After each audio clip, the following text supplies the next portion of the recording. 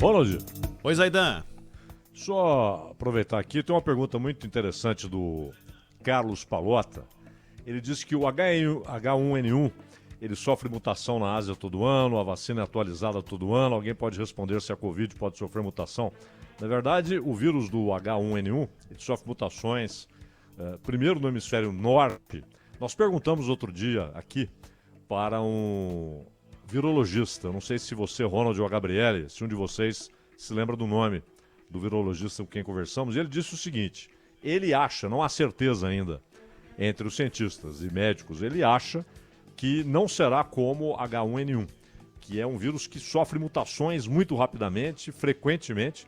Então, os laboratórios brasileiros, os pesquisadores, recebem informações do hemisfério norte, inclusive da Europa, com relação ao comportamento do vírus e preparam a vacina ano após ano. Por isso, todo ano você toma vacina, porque o vírus Foi o Zaidan, desculpa te interromper. Foi o Roberto Imagina. Medronho, que é infectologista lá da Universidade Federal do Rio de Janeiro. E lembra, ele até que é inclusive compositor.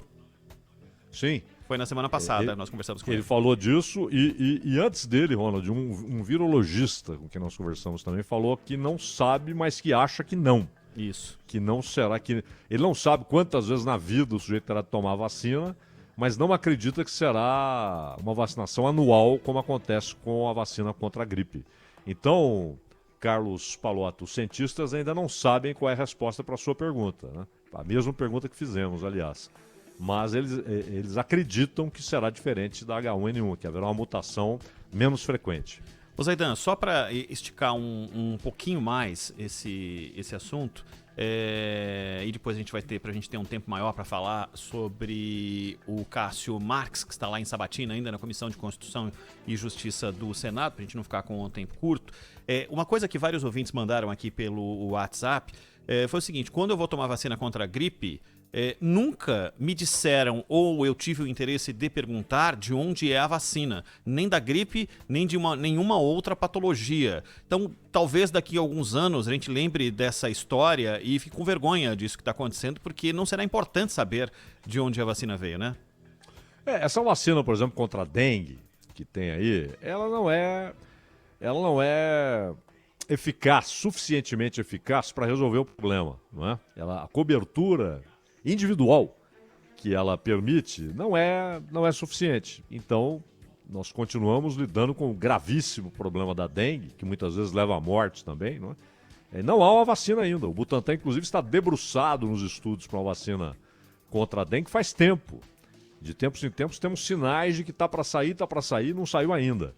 Então, e alguém pergunta de onde vem. Essa, por exemplo, que não resolveu o problema é francesa, mas ela está aí, né? De repente uma pessoa toma e fala, bom, pelo menos é alguma cobertura, diminui o risco, não é? Mas ela não resolve o problema. Esperamos uma que resolva, que de fato imunize a população para que não haja mais problemas de dengue. E ninguém perguntou, é isso mesmo. Isso é óbvio. Aqui surgem aquelas teorias conspiratórias, né, Ronald?